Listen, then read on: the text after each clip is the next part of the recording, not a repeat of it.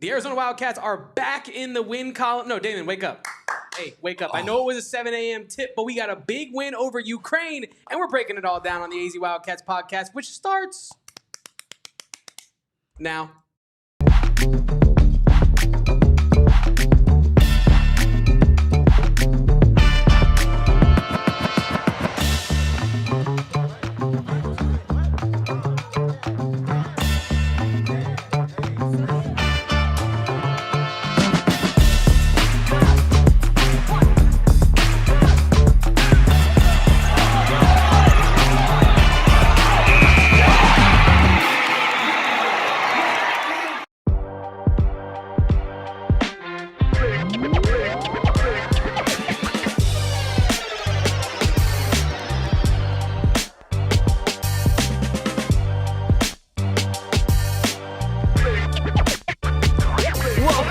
Welcome on into the AZ Wildcats podcast, coming to you live from Studio K, presented by our friends over at Circle K. It is I, your host, Damon Fairall, aka Damon Dog, with my guy, Kevin Thomas, aka the 2026 All City Network Content Creator of the Year, aka Kevo Post, right here at PHNX HQ3 in downtown Phoenix.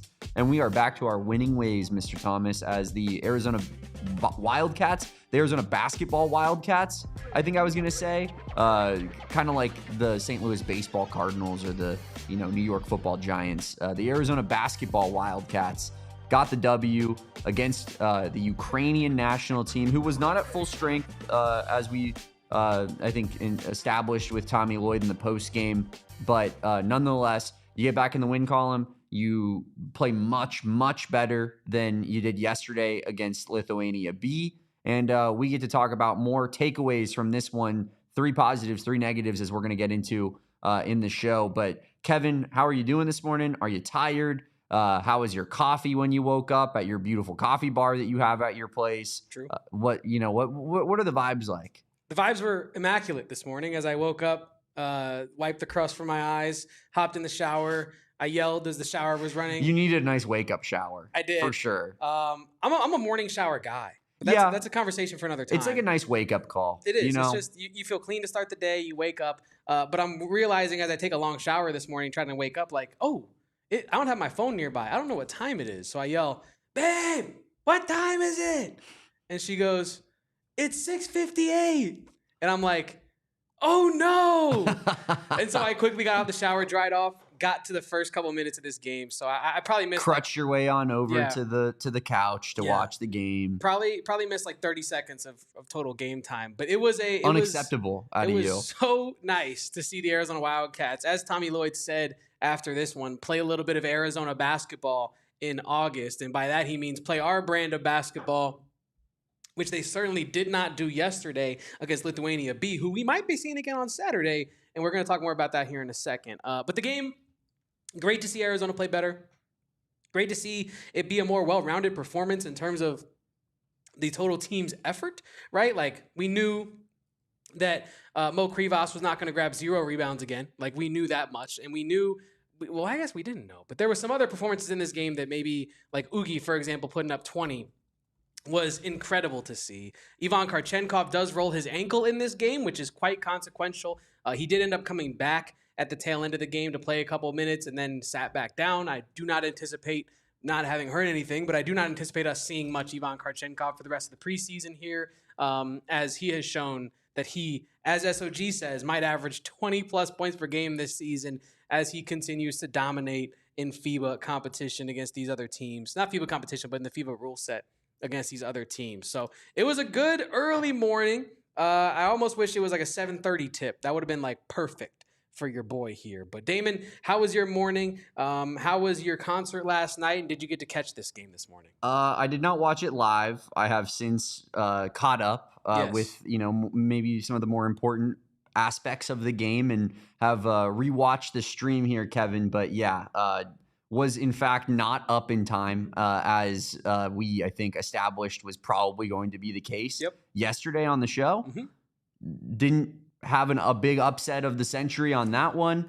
But I will say that Rufus DeSoul saved music last night. If you wanna. I mean, saved music.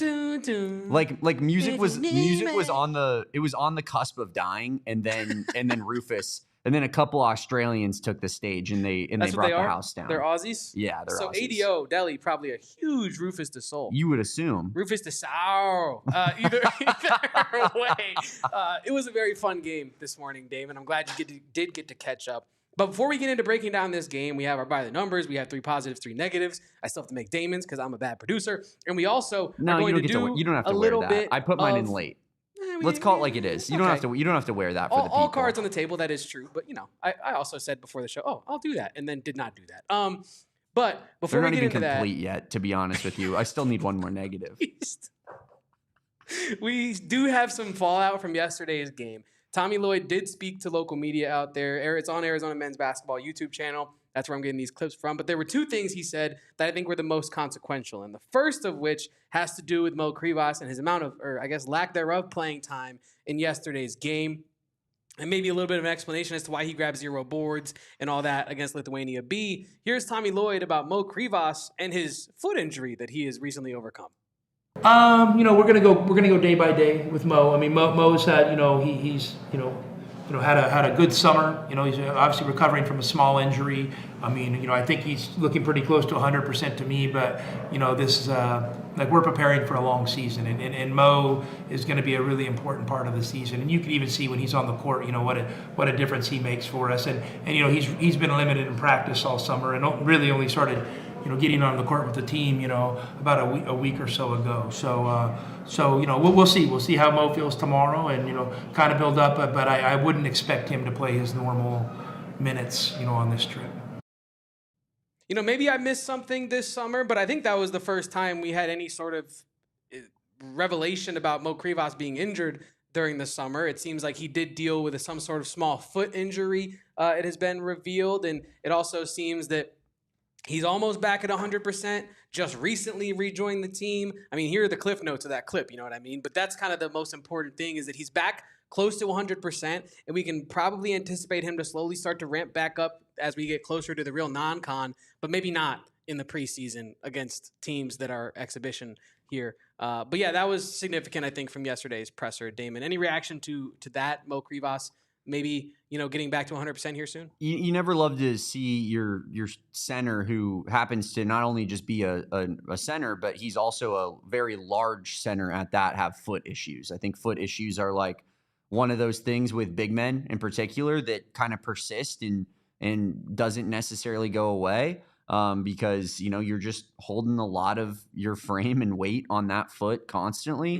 Mm-hmm. And so, yeah, I mean, I don't love hearing foot injury in particular with Krivas. I'd almost rather it was everything except for that. Maybe a back injury would be be about the same kind of level, because I think big men deal with back injuries often, and those can kind of be nagging. But yeah, I not ideal. Hopefully it's not that big of a deal, as he's obviously playing in these games. And if it was a serious issue, you would think that he would likely just be not playing whatsoever. So yeah, and as Sam Albert says, like, the foot injury, maybe not this exact same one, but a foot injury is what cost him his whole season 2 years ago. So you never want to get that PTSD back out in the ether. So it's a good thing to hear that he's able to play in these games, especially, let's just keep it real. Human aspect here. How deflating to start the year before it even gets there if he was unable to play in his homecoming to Lithuania. That would have stunk. So I do think there's a little bit of let's get him in front of these hometown fans. I mean, we saw the video after this game that got posted to Arizona Men's Basketball's Twitter about Mo Krivas being greeted at the team bus by what looked like a horde of young Lithuanian children all chanting MVP, MVP at our guy Big Mo, which is just awesome. And you love to see that, right? You love to see him getting those MVP chants from the next generation of Lithuanian hoopers, and it shows that he's truly a hero out there. So I'm glad he was able to get back to nearly 100% so he can play in these games and participate in this trip and all that good stuff that comes along with it. But most and first importantly, he's almost back at 100%. And this is not something to be concerned about, but it is something to be noted as to why he maybe didn't play his best game in the first preseason game of the season. Another thing Tommy Lloyd said of note from yesterday's press conference was, we don't actually know who we're going to play on Saturday anymore after Arizona's loss, albeit quite in a blowout fashion to Lithuania B. This is what Tommy Lloyd had to say when asked if he's still planning on facing the senior Lithuanian team on Saturday. Well, my guess now is, we probably didn't earn the opportunity to play the top team. So, I would be surprised. I think that's a special opportunity, and you got to earn it. And for them, they're preparing for FIBA games that matter. And obviously, I think, they're in a tough situation with the qualifications. So they need to do whatever they feel is best, preparing their team for their FIBA window games. So, whatever they do, I'm going to respect. And obviously, you saw it today. If we play the same team on Saturday, that would be a great challenge as well. And he's right. Like, if we play Lithuania B on Saturday, I actually think it'd be a banger, right? I know we just got blown out by them, like, literally yesterday, less than 24 hours ago. But I do think getting another game under your belt, playing at this level, increases confidence. And I think we all saw at the end of that game, Arizona really start to figure things out against Lithuania B, cut it down to like 10 or 8 points there a couple times. And I think it's a closer game. I'm not saying we go out there and we blow them out on Saturday if we play Lithuania B, but I do think that I might set the spread a little bit closer than I would have if you had maybe asked me to set a spread for that game pregame today. I think I might have answered differently. But after seeing this team put some improvement out there, it feels like a banger is incoming if we rematch Lithuania B on Saturday. As Damon says, a revenge game. Any interest that you had there in that answer from Tommy Lloyd about not earning the opportunity to play against a senior team on Saturday? The performance yesterday was truly subpar, and I do get what he's saying about, like, look, this is a team with real aspirations in FIBA. They're not just here to give us a charity match. Like, if we earn it, we earn it, but if we don't, we don't, and we might not have. So any reaction to that clip at all, Damon? I think Tommy Lloyd is like the ultimate, like, respects the game of basketball guy. You know what I mean? Where he's like, I just don't know if we've gone out there and earned the right to play these guys. We got to work our way up to the top there. And and so I just think that that's a mentality that I love that my coach has. And I do think that if they do play Lithuania B, that they're going to want to prove that they definitely can win that basketball game. It might be a little bit. You might see a little bit more effort on that side of things than you would in just a typical friendly exhibition type of game. So, interesting. And I think definitely is something that is totally warranted as well. If you're getting blown out by Lithuania B, what does it look like when you play the A team? Is that even beneficial to what you're trying to accomplish in Lithuania? I think is a real question that needs to be asked. So, I wouldn't hate seeing them play against the A team, but I would totally understand the reasoning if it was flipped out and they played the B team again. Yeah, I do agree with you. And I also think that, like, in terms of the way Arizona played the other day, you don't necessarily want to put your young players in a team that has not necessarily played together in a position where their confidence is about to just get smashed over the course of 5 days before the season has even begun. You want to actually set them up for success by challenging them, but also giving them a challenge that they can accomplish. And on the other side of that, if you're Lithuania's A team, you're thinking, well, we would want to play you if you guys are, like, going to give us a challenge, but we're not just here to scrimmage. Like, we have games that are coming up that matter for us. So, yeah, as I said in the reply to our tweet of the clip yesterday on the AZ Wildcats Twitter, at @PHNX_Wildcats, follow us. It's tough, but it's also very fair of an assessment from Tommy Lloyd to me. Well, maybe we won't get the opportunity to play them. And I think we'll know that later tonight. They played a game against Estonia today. So hopefully we will have more clarity on who our opponent will be Saturday later tonight. But Damon, any more thoughts on that game before we move fully on into this Ukraine game from today? No, I think that, we have our takeaways that we're going to get into here in just a second, but feels better to get the W. Absolutely. I think, Yes. If you lost again, the sky is falling crowd would really be out in full force loud. today. It'd be so loud. And they definitely would be taking over the streets here. But yeah, I think that, you see a W happen. You get with, the winning feeling again. And yeah, you responded to a letdown performance yesterday. So good to see.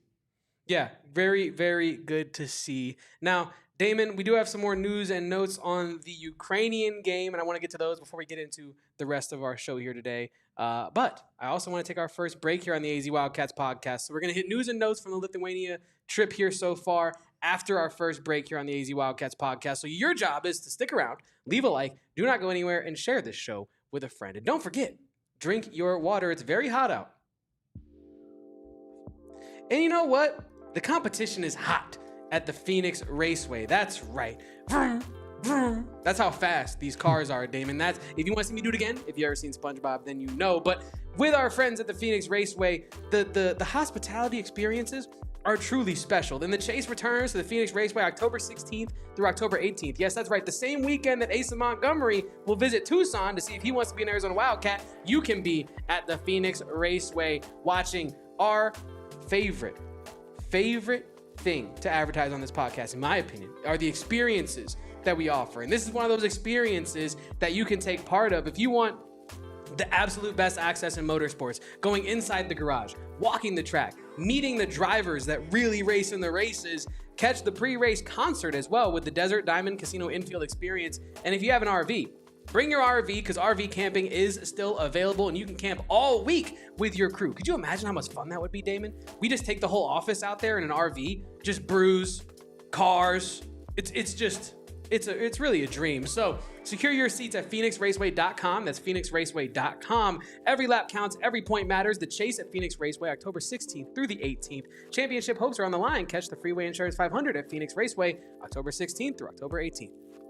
Shout out to the Phoenix Raceway, and of course, shout out to Arizona Lottery, who are always trying to find ways to put some extra money in your pocket if you are an Arizona resident and you like to maybe do some scratchers, maybe do a little bit of Powerball. They have all types of prizes going on right now, including upgraded games on the Powerball, the Pick 3, and the Pick 4. The Powerball now includes double play, a second drawing using your same numbers, and Power Play, a chance to multiply your prize. Either way, you can add these Powerball tickets for only $1 each. And don't forget about the Pick, now with Pick Plus, a new instant game with cash prizes, and the newest draw game in the lottery lineup, exclusive to Arizona, the Pick 4. Arizona Lottery, of course, they have these great Route 66 Road to Riches scratchers going on right now all throughout the end of summer as well. Just another great way to tie back to our Arizona community, as Arizona Lottery is a huge part of this community, constantly donating to different causes. And of course, getting Arizona residents a couple extra bucks to play with in their own right. So guys, head on over to Arizona Lottery, one of the over 3,600 retailers that are across the state, including all Circle K locations for the most part. Find a place to play near you at ArizonaLottery.com. Arizona Lottery, love the play. Arizona Lottery, love the play, and I love watching the Arizona Wildcats play basketball, even if it's with my morning coffee, and even if I have not even had a thought, an independent thought on my own, besides waking up and just being like, oh, is there basketball on TV yet? Didn't even get to think for myself yet today, but I'm very happy to be talking about a win today, Damon. Let's get into those news and notes from today's game against the Ukraine in Lithuania. Now, you pulled out of the Ukraine. Wow. Am I not supposed to do that? No, it's just like Cold War. The Ukraine. I mean, that's the team. I just didn't want to, there's a lot going on over there, and I didn't want to dead name a country. You know what I mean? Hey, we dropped the a long time ago. You know what I mean? Like, I didn't want it to be I don't like think that. anyone was offended by the at the beginning, brother. I just didn't want to get called out like LeBron James did on the broadcast. That's all. I just didn't want it. I just didn't want geopolitical issues. I'm pretty sure, no, because I remember when that went down, they actually said LeBron James and Kevin Thomas, you guys have really refused to speak on this whole Ukraine war situation, and we'd prefer if maybe you use your platform to do some good. And we're going to keep it that way. Anyway, RJ Godfrey is suspended. All right. This is something that I believe I saw Jason Shear first report today as well. But RJ Godfrey has been suspended 4 games by the NCAA. At least they're attempting to do that. It's probably the reason why we're not seeing him in Lithuania. Arizona is trying to avoid any potential issues with playing them. But the NCAA has suspended him for signing that pro contract to maybe go over to Poland, or they also are suspending him for signing up and playing in the Reese's All-Star game post, college basketball season, which the NCAA in a court case, Swiss cheese, how many holes they have in their arguments. But the plaintiffs, the RJ Godfrey side in Georgia, where he had his case, have included that Godfrey is asking the court to order the NCAA to show cause. So they're telling the NCAA, hey, show us a reason why that should preclude him from playing this season when everybody in this lawsuit has decided that fifth-year players are allowed to play. What's the cause for suspending this guy? And then I think, I'm not sure on this, but from what I could gather on like the Twitter streets and stuff, it seems like these exhibition games might count towards his suspension, which means that after this, he would just be suspended for one game after. But I'm not sure on that part. Interesting. But what we know right now is the NCAA is trying to suspend him for a handful of games, and that his lawyers are trying to make sure that that does not happen, because they're saying that, asked and answered, brother, he can play, kind of thing. And then other notes on availability side. Can I just say in regards to that, I think the NCAA maybe needs to spend a little bit less time worrying about a guy that played in a, after season college all-star game that he might have gotten paid for, and spend a little bit more time worrying about guys that got drafted in April's draft trying to play college football this upcoming season. Yeah. Like guys that got drafted, Kevin, guys that are playing preseason games as we speak. There was a guy on the Bucks who got 2 sacks in a preseason game, and then it was reported that he's trying to find a team to play his 5th year of college football. Really? What is going on with that? Maybe let's focus on not allowing that to go down and less on a guy like RJ Godfrey, who isn't in the NBA currently trying to play college basketball. Yeah. Because there are guys currently in the NFL trying to play college football this year. Man, that's wild to me. Yeah. It's insane. But that is your RJ Godfrey update for today. Doesn't seem like we should be worried, but at this time, the NCAA is doing their best to get any kind of win, it kind of feels like at this point. Like, that's to me what it feels like. When you lose an argument with your girlfriend and all of a sudden you're thinking about, well, what about this that you did? It's like really small, but we're now going to maybe divert the attention of the argument. And that's kind of how the NCAA feels right now, where it's like, well, yeah, you said that all 5th-year players could play, and yeah, that was the crux of our whole argument. But what about the Reese's All-Star game that he played in? Doesn't that ruin your whole argument? It's like, well, not really, actually. But now we have to litigate this. So that's your update on that. Other availability things, we did not see Brnovich in this game. Speculatively, I would assume that it's because of the fall he took in the last game that caused maybe some blood to come from like his chin jaw area. I'm assuming that is like a stitches situation. Again, speculation on my part. But I would not be concerned as to like why we didn't see him today. It just feels like more precautionary stuff by the staff than anything.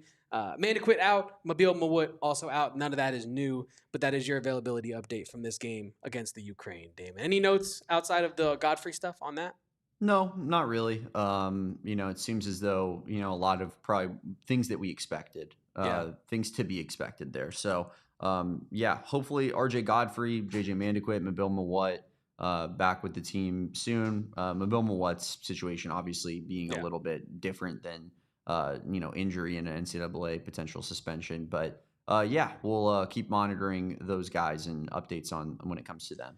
More availability stuff, maybe for the future, is the fact that, and we can talk about this now, because I think if we're to do like what's the most important storyline from this game, in my opinion, it's Ivan Kharchenkov rolling his ankle. Obviously, he's okay. He did come back in at the very end of the game to kind of get some run on it and see how it felt. I'm sure that this is kind of a situation where he rolled it, right? Might be like a minor little knock on him, but he is not, I would assume, and I honestly don't really want to see him play in the next game if we play Lithuania B or Lithuania A. I'd rather just him not play, right? If that is like it's the preseason. He already rolled his ankle. Like, let's just let the boy rest up. He put up, 45 points, I think, in these last 2 games combined? Like, my brother, take a nap, take a siesta, Ivan, and we'll see you in the non-con is how I feel 48, about it. I think. Oh, yeesh. That deserves one of these. Bruh. Man, that's a lot of points. But, yeah, man, I think if Ivan feels good to play, fine. Let him play whatever. But if there's any, even a doubt as to whether or not he should play, he should not play. But I'm happy to see that the rolled ankle does not seem, serious. Because it did. He was writhing around, and I don't know if you saw, the whole clip of that. He was, writhing around in pain for probably, 30 seconds to, 90 real-life seconds of just kind of being like, Peter Griffin in Family Guy.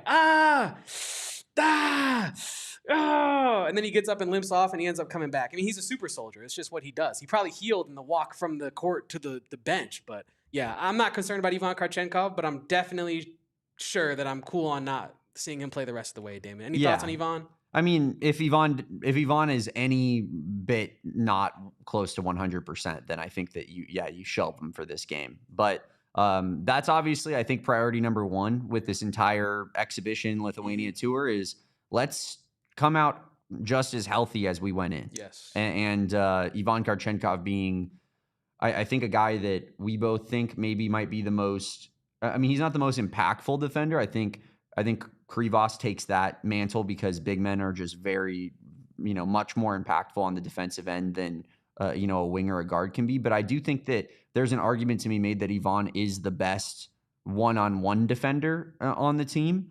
And from what we've seen in the first two games, he might be the guy who leads the team in scoring at the end of the season. So I would not be mad at it. No. And I think if he did that, he'd be a lottery pick. Oh, yeah. Personally. Yeah. So, I mean, we're looking at, Ivan Kharchenkov maybe being the most important piece on this entire team right now. And, you can't risk that player at all. So, 100%. I agree with you. If he's 90%, if he's 95%, if he's 99%, I'm saying, all right, Ivan, you're good on this one. But if he's good to go, he's good to go. 100% agree with you on that, Damon. And I guess this also kind of falls under the same umbrella of like rotational kind of minutes conversations. Our boy Bryce James got the start today, my brother. He did. Our boy Bryce James, our LeBron-esque chase down kind of block. Blocked by Bryce James. It was incredible. I mean, if I could have stood up, I would have stood up off my couch to see that block a little bit closer. But that was very, very cool. At least, and by that, I mean, it was very cool to see Bryce James, a player who you and I were discussing yesterday. Like, is he like going to be the 10th guy? If he takes a leap, could he be the 9th guy? But like that's kind of like what we were saying his ceiling is for this season. I think realistically that conversation still holds water. But it was nice, though, to see him get out and get some productive minutes. I mean, he did not go crazy today by any means, but he played 19 minutes. I mean, 18:53 if you want to round up. 5 points on 1 for 3 shooting, so not ideal from that standpoint. But the 3 that he did make was off that chase down block. So he turns it over, right, makes a mistake, gets the beautiful block by Bryce James, and then hits a 3 on the other end. I think that's very good for him to make a mistake, make up for the mistake, and then hit a 3 to kind of emphasize him making up for the mistake. He gets 2 rebounds, 3 assists, 2 turnovers, and a block, a very emphatic block. But it's very cool because I think, the social media streets are saying like, well, this guy's really not going to play very much and this, that, and the third. And I feel like Bryce James is not hearing that same noise. I don't think he's reading the same book. I think Bryce James is really trying to get some PT this season. And you can tell out there on the court with the way he's trying to impact the game.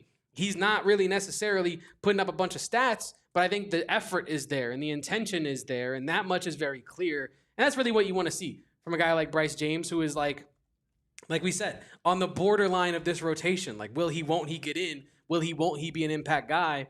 It's very good to see him in the preseason kind of take advantage of the opportunity, right? You know what I mean?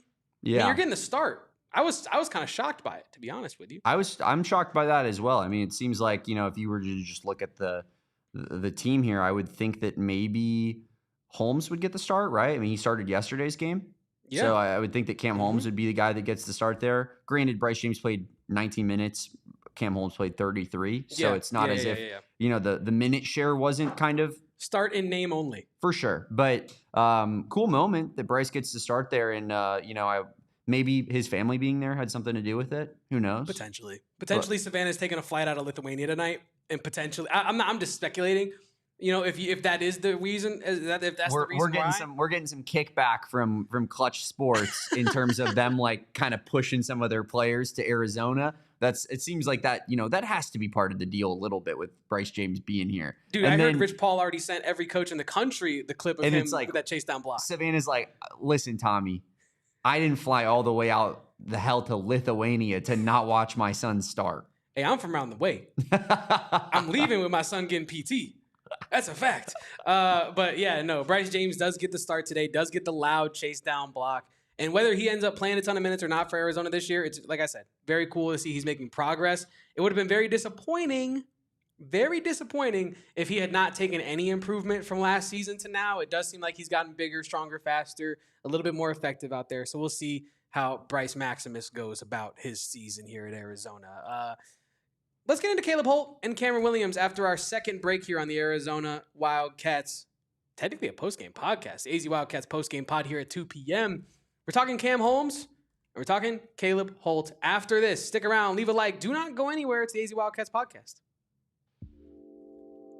Unless you've been involved in a serious accident or, unfortunately been involved in some sort of wrongful death, then I would like you to call this number, 602-783-8841. And why would I like you to call that number? It's because when you're in a situation like that, you need specialists on your team. And Mark and Alexis Breyer, the husband and wife law team, employ the specialists to get you, hopefully, a win in the courtroom and trial if your case dictates going to trial.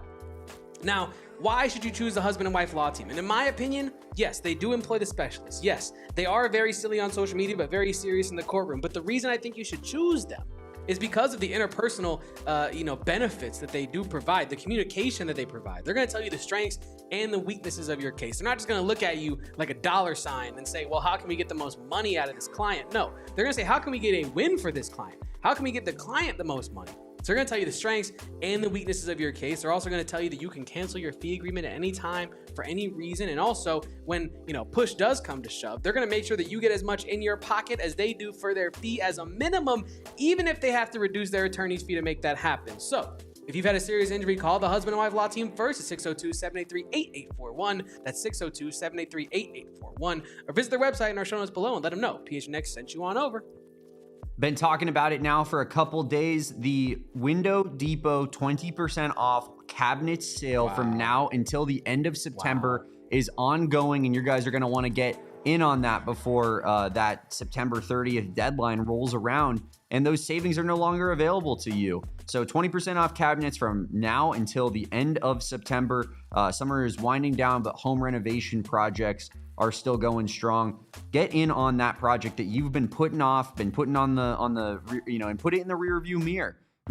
Feel good about it. You know what I mean? Is there anything better, Kevin, than when you get something done around the house that you've been putting off constantly, month after month after month, and then you finally do it and it looks fantastic? Yeah. It's the best feeling in the world. It's very rewarding. The Window Depot is the only place that you're going to want to go shop when it comes to your home renovation project journey, whether it's cabinets, countertops, vanities, and of course, windows and everything in between. The Window Depot has got you covered. They're more than just a window store, but they do windows better than anybody else. And they have 8 locations here in Arizona to get in on: Tucson, Phoenix, Marana, Chandler, and Surprise, the newest location. Surprise. Visit thewindowdepot.com and start planning on your next project today.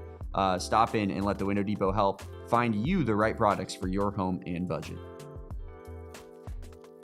Different ending to the ad read, but the same presidential point from our guy, Damon Dog. And I would like to point you to the like button. If you have not liked today's stream, it really helps us out. Genuinely, it really does. And it's such an easy thing for you as the viewer to do. So if you're enjoying this at all, if you're enjoying the Arizona Wildcats basketball preseason at all, please leave a like and share this show with a friend. It would mean the world to both of us. Now, Damon, let's get into talking about Caleb Holt and Cameron Holmes, 2 of our freshmen on this team that I think are going to play huge roles. And for Caleb Holt, I think that's quite obvious. But for Cameron Holmes, I think at least some people on my social media feed are kind of, I'll say, benevolently surprised at how just ready he is. What were some of your takeaways so far from those 2 players? I'll let you take it in whatever direction you want to take it. Which 2 players again? I'm sorry. Holmes and Holt. Got you. Yeah, I think that Caleb Holt is probably the easiest guy to talk about on the entire team right now, just because I do think that his offense not really being up to the level that we expected it to in these first couple of games has been the loudest story. But, as you pointed out yesterday, and I think as determined as well today by 14 rebounds, 3 assists and 3 steals. How many rebounds, Damon? 14 rebounds. That's crazy. 3 assists, 3 steals, 3 blocks. He was blocked 3 times. Yeah, he was blocked 3 times. But yeah, he's stuffing the stat sheet in other ways. And I think that you love to see that, at least in his first 2 preseason games here. 28 points, 20 rebounds, 8 assists, 30.3% from the field, which is obviously not great. 7 steals, and that's in 64 combined minutes. I think that, it's, again, to Kevin's point yesterday, panic button not on the table for Caleb Holt. I think we feel perfectly fine that, Caleb Holt is going to be a guy that figures it out, and that, maybe just has a little bit of a slow start ongoing right now. But I do like to see him contributing in other ways, although that jump shot does look a bit inconsistent right now, which kind of was what people highlighted as his one Achilles heel that he had in his game, was that he maybe doesn't have the most consistent jumper. And through the first, couple of preseason games here. I think that actually the two things that people have said about him, maybe not necessarily being all that there, which is his handle being incredibly tight. And I think that we've seen him slip on the floor, be a little bit loose with it, get the ball poked away from him in these first couple of games, and result in some turnovers as well. And then, of course, the jumper not being all that great. Yeah. No. Your thoughts on Caleb Holt? My thoughts on Caleb Holt, I think, are predictable, honestly. Damon, as you and I were talking pre-show, I think, as we all get older in this life, some people in the chat, you might relate. Just kidding. That was kind of mean. But you learn that you have a type. You know what I mean? And I think when evaluating guards, I think I have a type, Damon. If they can play defense and rebound and have, I'll say, as in one high-level offensive trait at least, that's like my floor here. We're talking about, like, this is Kevin's guy. Like, this is going to be one of Kevin's guys. And Caleb Holt, 14 rebounds, my brother? Bruh. Oh, my gosh. It's unbelievable. Like, 14 rebounds is like, people are talking about his jumper. People are talking about him slipping on the floor, which I'm blaming Ja Morant. I'm blaming the Jaws that he wears in every game. And I'm thinking he's going to wear these until there's a hole in the shoe because he's worn them at practice at Arizona. He's worn them in Lithuania in 2 games. My brother, let's get him some new shoes. But either way, I'm not really concerned about the slippage. I'm not really concerned about the inconsistency of his jump shot result because while 30.3% from the field through 2 games in 64 minutes is quite ugly, you know what I mean? Less than 1 out of every 3 shots. I think like they're gonna fall. Like I really believe that. I think this is a situation where the jumper looks good. Like this is not a Koa Pete situation where he doesn't really make jumpers and the jumper looks broken. Like Caleb Holt's jumper looks smooth. It looks repeatable and it looks consistent, but the results are inconsistent. And that's where I think you maybe get into, and I'm not saying this is a coaching issue, but this could be a benefit of having coaches like Tommy Lloyd and Brendan Chappell and Jack Murphy around you to help him dial in that, like, where are we getting these shots from? All right, so you had, 7 3-point attempts today? Yeah, you had 7 3-point attempts today. You had 4 3-point attempts in the first game against Lithuania B. Where are those coming from? And can we try to dial in how you're getting these threes and make it more easy for you to find success in that area? I just feel like the shots are going to start falling. And not to mention, I feel like he could have a little bit of, maybe it's the name that's like priming me to say this, but I would apply the same thing you and I were talking about 2 years ago about Caleb Love, where it's like, man, if he could just get downhill, get fouled a couple times, get the rhythm going, see a couple go through, maybe a floater, maybe a layup, I think it could really help the jumper as well. I think he's in a situation where the inside shots aren't necessarily falling for him, and so then you rely on the outside shots to see one go through, and you haven't seen one go through, so it's just kind of hard to get a rhythm going when you don't have anything to build on there. I think it's why he's been like a second half offensive engine in a way, because he needs time to get that rhythm going. And I think as he gets more reps, he'll get that rhythm. You look at the other ways he's contributing into the game, the rebounding, the defense, like the transition speed and physicality that he injects into the game, like he's going to be fine. And he's going to be an elite guard for Arizona this year. Zero concern over here from me. The shot will fall. If we get into like December and the shot still is like inconsistent results, like if he's still like mid-high 30s as a field goal percentage, sure. Like then we can have a different conversation. But right now, I love what I'm seeing from Caleb Holt, especially when you consider the fact that his shot is not falling. Like if he was going out there having a flawless game, all this stuff, I don't think people would be saying that. I think if his like shot doesn't fall, I think people on social media tend to kind of ignore like the other things that he's doing at an incredibly elite level, right? Like I saw somebody say yesterday on Twitter, and I don't even think this was like an Arizona fan. This was just like a draft analyst person kind of saying like, this game from Caleb Holt shows why Jordan Smith Jr. is by far and away the best guard in this class. And JSJ, for Arkansas, if you do not know, is an incredible guard. Like he's going to be in that same conversation with Caleb Holt, in my opinion. But just because Caleb Holt's shot didn't fall in a foreign country with a different ball than he's going to use anyway in the domestic league, like that does not mean that it's over and that it, I'm not saying you're saying that, but people online tend to ignore some of the defense, some of the rebounding, some of the other things he's doing well, and just because the shot's not falling. So I'm not concerned. The shot does need to start falling, but I'll give him some more time on that one. I think he's been incredible in pretty much every other area of the game. I mean, 20 rebounds from your shooting guard in 2 games is unbelievable. It's a huge reason why Braden Burries was able to play his way onto the court so often last year when he was struggling offensively, because the defense was there at a certain point, and the rebounding was definitely there. Yeah, Caleb Holt, going to be just fine for us, in my opinion. I agree with that. I think that it is similar to a Braden Burries last year, where you're probably, that position at Arizona is probably just being tasked with doing a lot. Like you have a huge impact on the team's success. When you're that combo guard who has to be one of the leading scorers and has to bring it on the defensive end as well.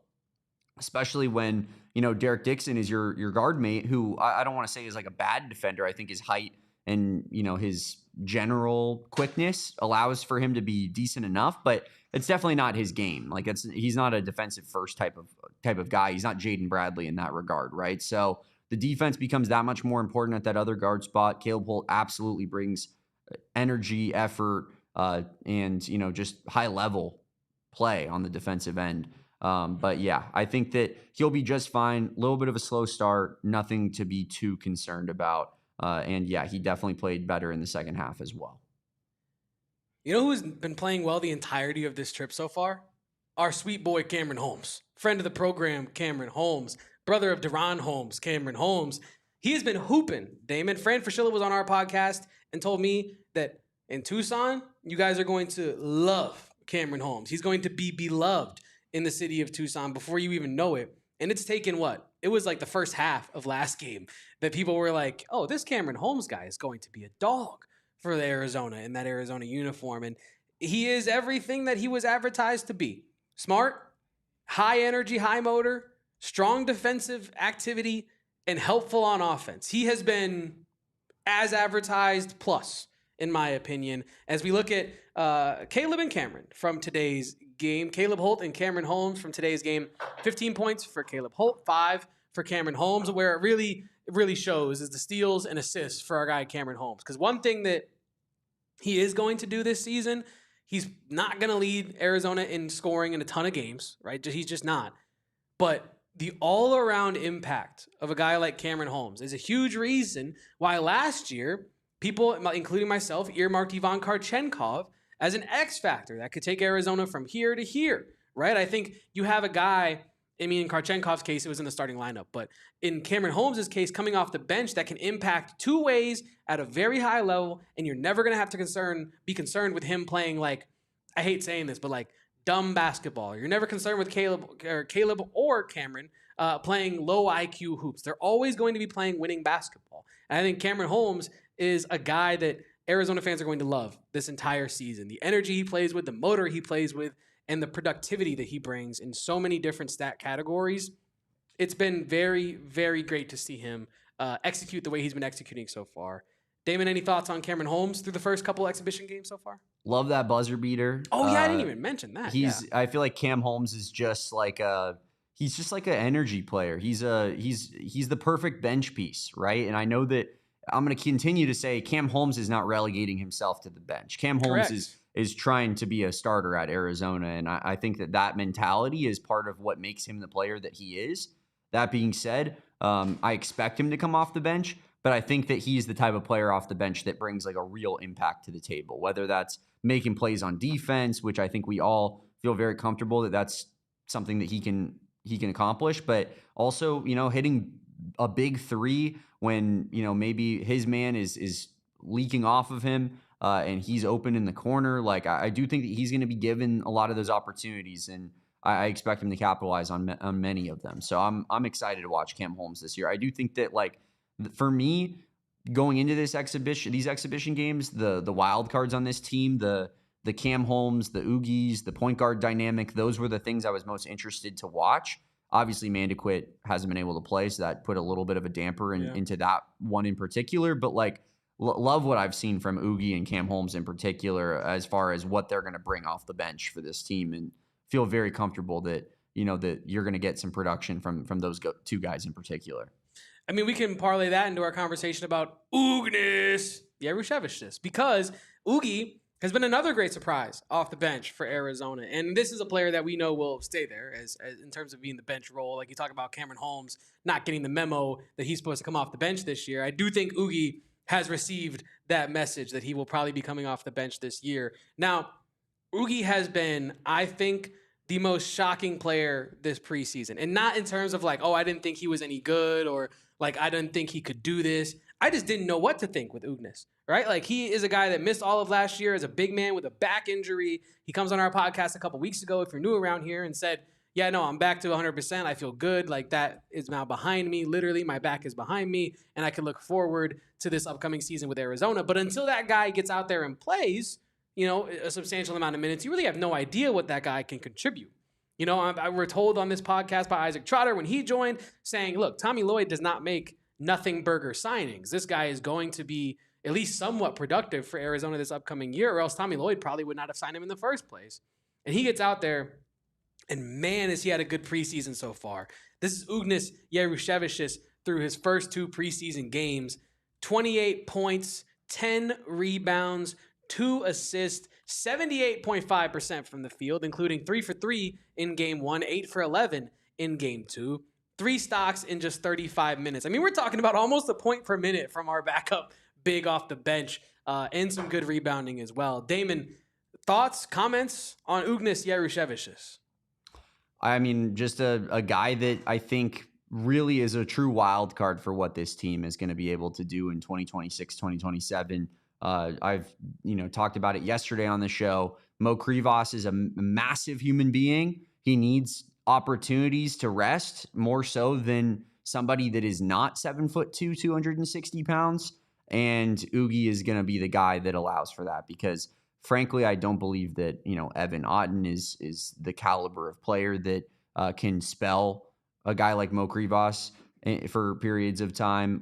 Endurance, clearly not, I think, ready for that opportunity or role yet either. So yeah, it's really going to come down to, can Ugi stay healthy and can he continue to provide offensive firepower like he has in these first couple of games? And can he continue to contribute on the boards? Yeah. Like, I think like that is going to, like, I don't think it's been a concern at all throughout the first couple of games, but I think if you're going to continue to use him in this high usage role off the bench, I would love to see him help supplant and keep that aggression up on the boards as well. I mean, you're going to need to probably rebound in the aggregate when Krivas is off the bench. So that's going to be a real like team type of rebounding situation. I feel like Tommy Lloyd in those moments is going to have to tell his team, like, we're gang rebounding here because, we can't expect Ugi, who's a lot smaller than Krivas, and you can see that when they're on the court, like versus one another. He's obviously much, much smaller.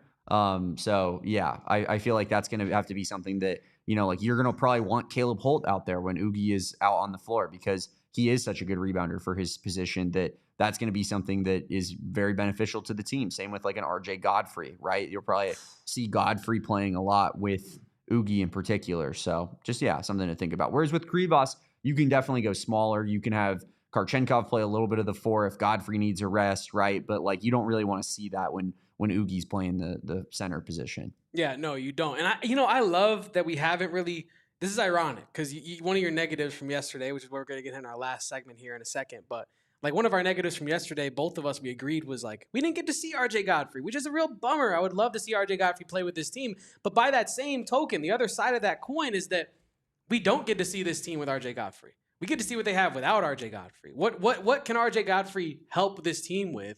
And I think if you add RJ Godfrey's physicality, his motor, his rebounding, his tenacity under the basket on offense,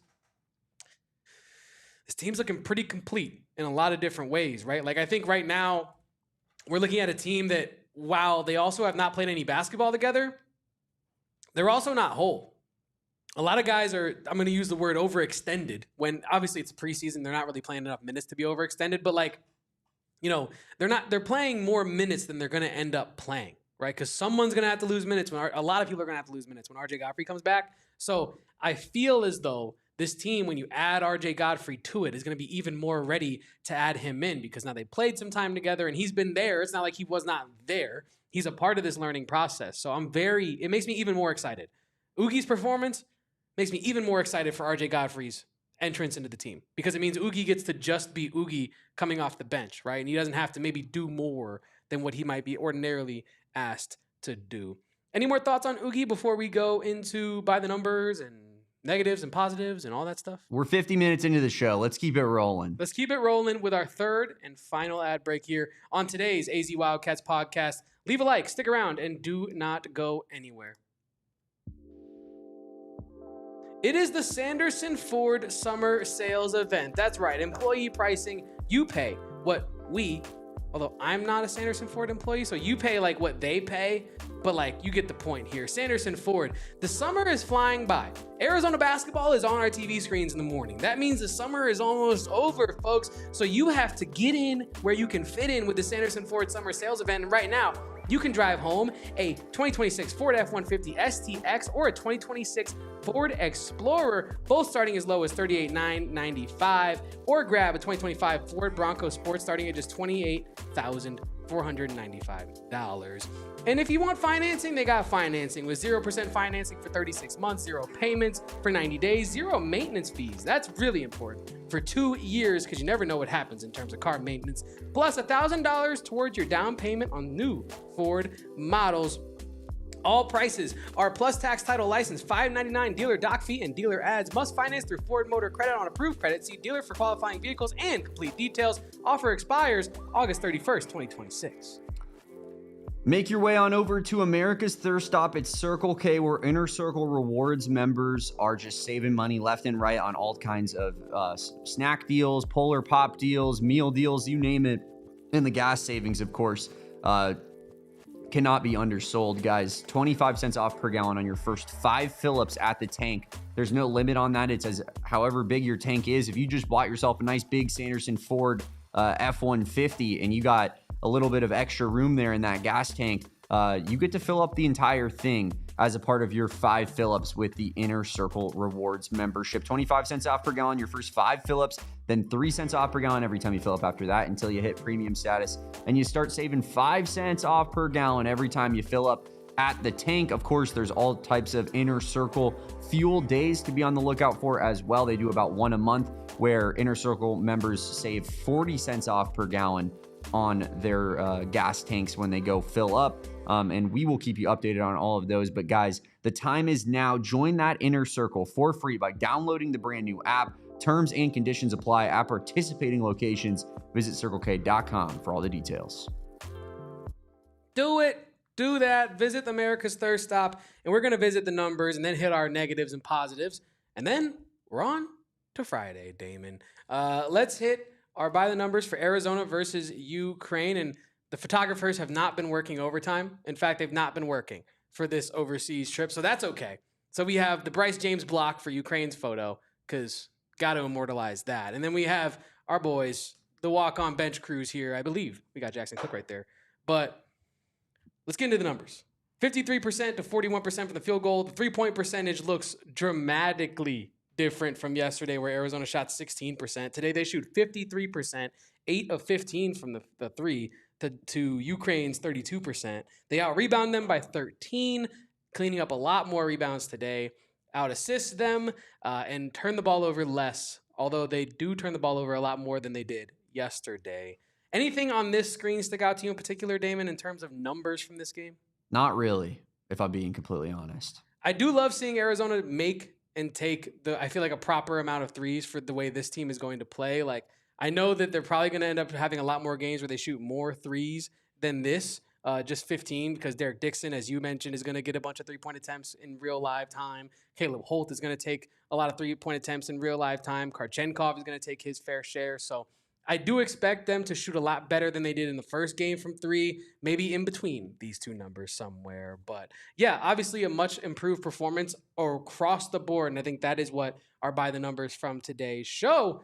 But what are our takeaways from today, Damon? Let's go ahead and get into our positives and our negatives from today. Do you want to start with the good or do you want to start with the bad, Damon Dog? I whatever you want to start with, Kevin. I chose yesterday. Let's start with the bad today. Okay. Let's start with the bad. I'm going to go ahead and get your negatives up on the screen.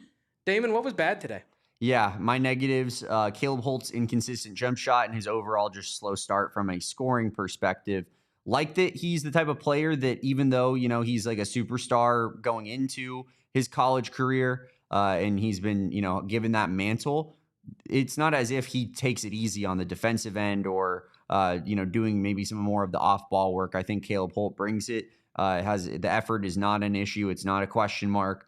Just want to start seeing maybe some of these shots fall a little bit earlier in these games and him not having to work out of this like 1-for-9 hole that he started in yesterday and to make the stats look a little bit better. Like he's played better as the games worn on in both games, but his starts have been just really, really poor. And it's obviously kind of been the talk of the fan base here. Not exactly like, again, panic button isn't on the table with Caleb Holt for me. I'm just merely talking about the facts of the game that we have witnessed, the 2 games we've witnessed thus far. And, I will say, I guess, to back up your point, this offseason when talking about Caleb Holt, like multiple times when he's played, whether it's like a, Summit, USA Summit or something like that, he usually does start kind of slow. Like I can't really, obviously I'm sure it's happened, but I don't remember the last time I watched a Caleb Holt performance where he just came out and was like first off of the the starting gate, so to speak. He usually does take a while to warm up into a game, but you don't, like you said,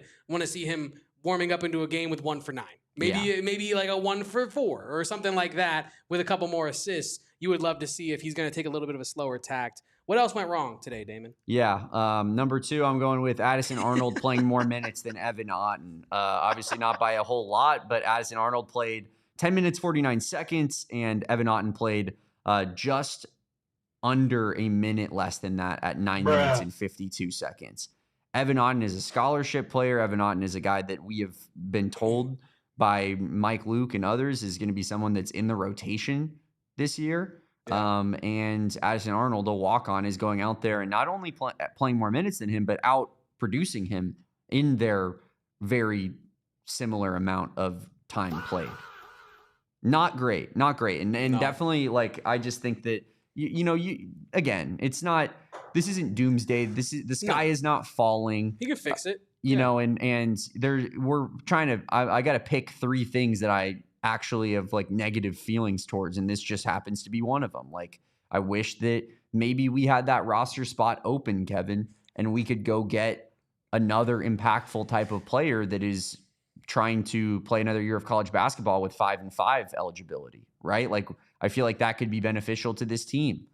So yeah, that's crazy. Not ideal. It sounds crazy, but I think I'm going to be talking to the right people here when I say this.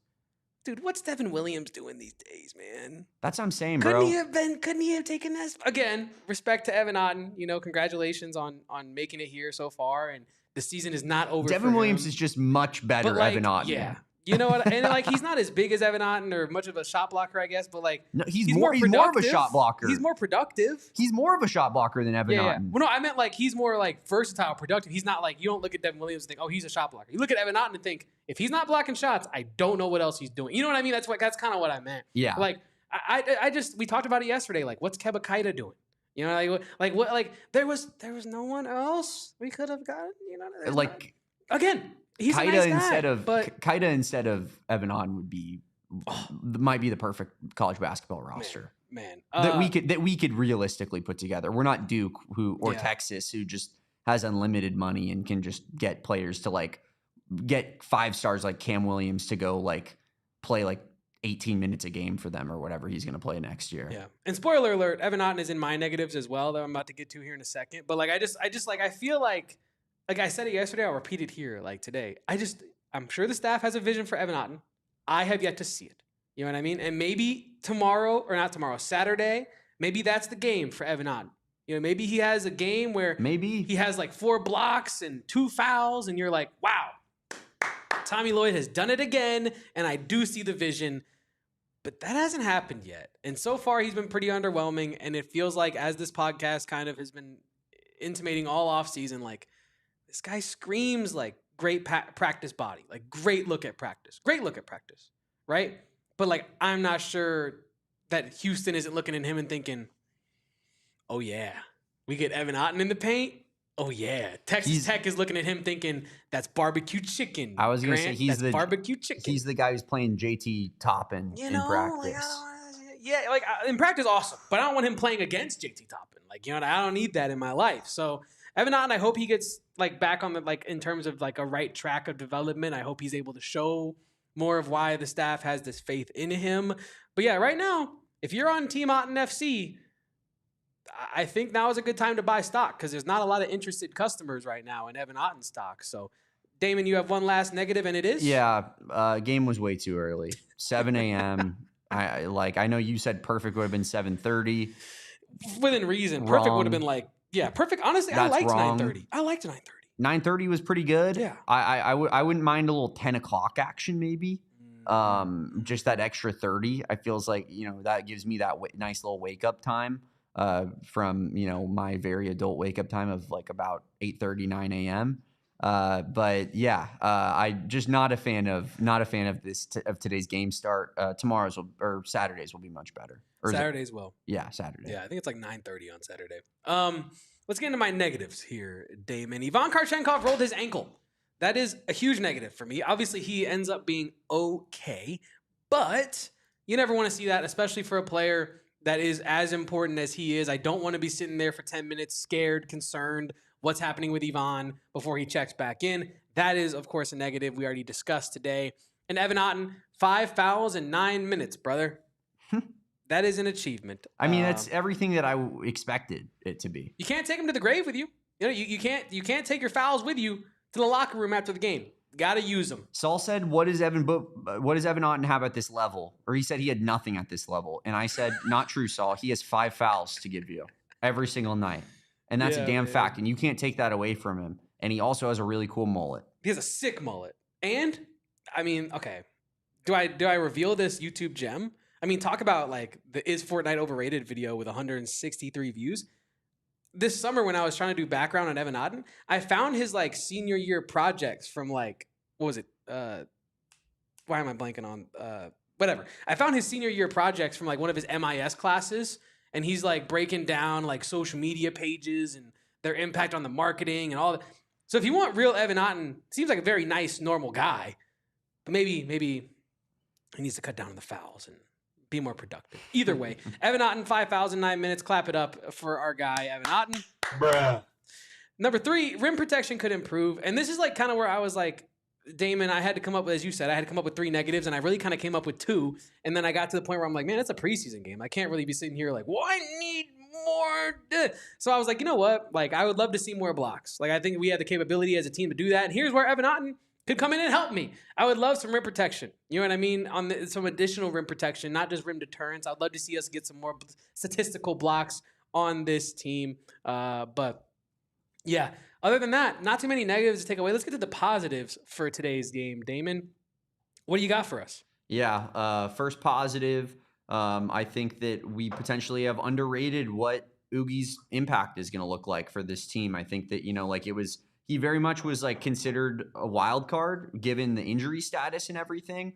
But I think that if Ugi's going to remain healthy, he's probably, every bit the guy that was a first team all MAC selection at Central Michigan, which is someone that, albeit in not a very good basketball conference, was averaging like 18-7 or something like that. He was like a star for the Chips. He was their best player. It wasn't even close. And, I do think that like there is an active skill set there. There's a reason that Nebraska, a team that was, a 4 seed in last year's tournament or whatever. I think so, yeah. Might have been viewed him as an important part of their rotation. Yeah. Because he's very talented. And yeah, I think that just his scoring presence is going to continue to be very, very helpful for when Krivas goes to the bench and the defense and the rebounding takes a bit of a hit because he goes to the bench. Number 2, we are all witness to the Ivan Kharchenkov second-year leap. Yeah, not much needs to be said about that, but the aggressiveness this guy is playing with, Kevin, is just truly special. Like every time I didn't watch the game live. I caught up and skipped through the free throws and, just kind of watched the cliff notes. But every single time that I was watching Arizona on the offensive end, it felt like Ivan Kharchenkov was flying at the basket at 100 miles per hour like we saw last season. Difference being the finishes are way, way, way more controlled, which is what we talked about all year last year of like, if this guy can just control his finishing at the rim, he's going to be unbelievable. at not just the college level, but in the NBA, because he flies and attacks the basket at such a pace that is like truly different than I think what you're used to watching. Like you see it, and it's not college basketball-esque. It's NBA-esque, right? And those guys typically don't stay in college for very long. That's why this is likely his last year in college. But I just feel like we're watching like Dwayne Wade level slashing going to the rim right now, where with these first two games where I'm just moved. And we know what he brings defensively. Yeah. So that's why I think that the offense is so enthralling, right? Because right now, if I had to put my money on it, I'd say that Ivan Kharchenkov is the best player on this team, as I already said in this episode, going into next season. And I think that that's huge. I mean, he's looking like Big 12 Player of the Year, like All-American kind of quality player. Like, you know what I mean? Like, forget what 18, Tyron Stokes is doing. Like, this guy is looking like the Big 12 Player of the Year right now. Yeah. So, Ivan Kharchenkov taking that leap that we discussed, Damon. And your last positive? Last one is Derek Dixon's hyper-efficient scoring today. Very quiet 18, as you noted, Kevin. Yeah. 18 points in less than 20 minutes, 7 of 9 from the field, 2 of 2 from 3, both catch and shoot opportunities, if I'm not mistaken. And just very clean, fluid all night offensively, in my opinion. Really like today's game that I saw out of him. And think that, just having that guy who is a pure jump shooter is going to really open up a lot for this offense. So Derek Dixon, I think his role is going to be make the most of your opportunities, because he's not going to be a huge volume shooting guy. Like, he's not going to be a guy who takes 15 field goal attempts a night. If he's taking 9, make 6, make 7.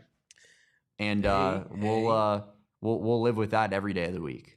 6-7 in the big August of 2-6.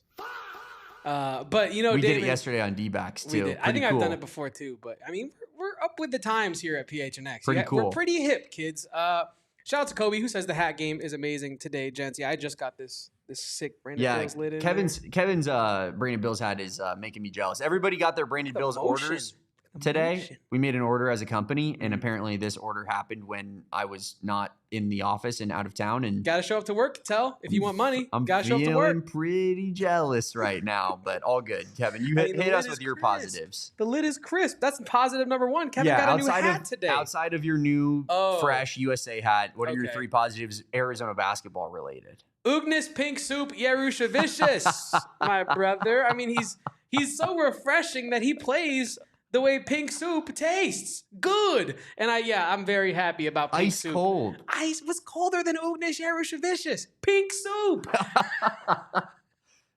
How did Rick James not think of that? I'm Oogie. Either way, I will say Oogie has been a huge benevolent surprise this preseason. His impact, we talked about it a lot today, but it's been felt. I mean, the brother had 20 points today off the bench on wonderful efficiency. Sam in the chat was asking if he can shoot. He does have some 3-point upside, and I would love him to kind of maybe get to show that a little bit. I'm thinking now, Damon, real quick, going back to Derek Dixon, what you were talking about. I wanted to update the people because you and I often talk about his 2-point inefficiency, at least specifically when driving to the rim. I don't have those numbers right now, but on just 2s, he's only missed 3 so far, and he's 5 of 6 in the first one, 5 of 7 on 2s in game 2. So Derek Dixon finishing has taken a huge leap forward. We will continue to monitor that. But Oogie is my first positive today. Second positive, Caleb Holt and Derek Dixon winning contributions.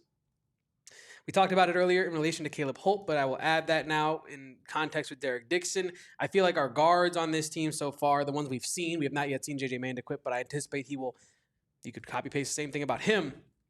They're contributing on the margins, even if, I guess for Derek Dixon's case, he did put up 18 points, right? So a shot was falling. But even if the shot's not falling in Caleb Holt's case, they're rebounding, they're passing, they're playing good defense, they're getting out in transition. Like the winning contributions from our guards, the new ones, very, very excited about that. And last, but certainly not least, you love to just see improvement across the board from last game, man. Like, yeah, the way that last game ended, it is just a preseason game, but it was deflating. You have all this build up into the season. You're like, wow, this team on paper, we're talking going right back to the Elite Eight and will we make a Final Four? And then you get your ass kicked in the first game. And you're thinking, okay, well, It's preseason. We weren't complete, but that's just it's not the feeling that you wanted entering the season. This was much more like that. And it wasn't just us that felt that way. It was also the players and the coaches as well, saying that Tommy Lloyd came out and said, quote, in the first game against Lithuania, it was an every man on his own type of approach.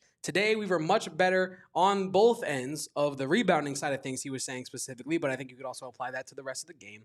He said, quote, it felt like Arizona basketball again, and Arizona basketball in August does not happen often. So I think Tommy Lloyd, very satisfied with today's performance, especially in contrast to yesterday's performance. He's saying that was Arizona basketball today, and we often don't even get to that point of execution in August. I think he's also probably saying we're also usually not playing this early in the year. But yeah, I think huge improvement across the board overall, and that's really primarily what you wanted to see. Honorable mentions, Damon? I have a couple honorable mentions. Not full positives, but they're like honorable mentions. Full disclosure, Kevin wrote down 6 positives for his 3 positives and 3 negatives today, guys. Because I couldn't. Because he's positive, man. Well, like, here's the thing. If you're going to be like, pick 3 positives, he's positive, man. But if you're going to pick 3 positives, that means I have to now exclude positives, and that feels negative. So I can't just say like, Bryce James getting a start and getting a chase down block wasn't positive. It certainly felt positive.